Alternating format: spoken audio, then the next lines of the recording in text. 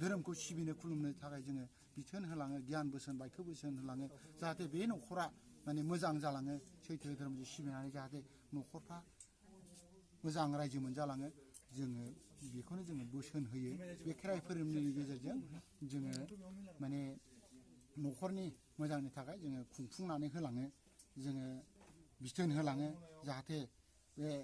गामिफ्रावबो जाहाथे माने बयबो सिनायथों धोरोमखौ सैथो धोरोमा मामोन गोदोनि धोरोमा आफा होलांनाय धोरोमा मामोन जाहाथे सिनायथों जोङो गियान बोसोन बायखो बोसोन होयो बयखौनो बेखौनो आङो जोंनि बे खेराइ फोरबो खुंनायनि सोमोन्दै आङो फंनैसो बिबुंथिखौ आङो बुंनानै आंनि बिबुंथिखौ आङो मोजां नैबे आर'नाइ रादाब बिथांमोननि जे फंबायमोनहा जे फैदों बावहाय रादाब लानो जे खेराइ फोरबो खुंनायनि सोमोन्दै दा बिथांमोननि सायावबो आङो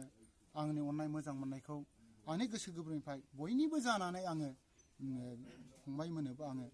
आंनि अननायखौ बावहोबाय आंनि फंनैसो बिबुंथिखौ आंनि एसेयावनो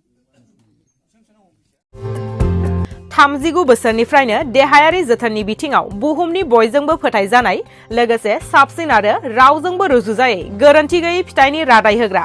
एप'ल' डायग्नोस्टिक्सआ नोंथांमोननि साखाथियाव सौफैबाय।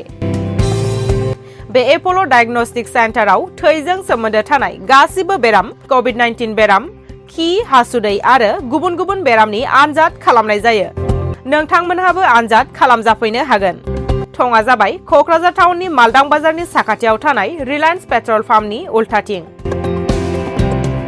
रोखायै मिथिनो थाखाय नोंथांमोनहा 6001517103 नाम्बाराव सुलु लानो हागोन। एप'ल' डायग्नोस्टिक सेन्टार क'क्राझार।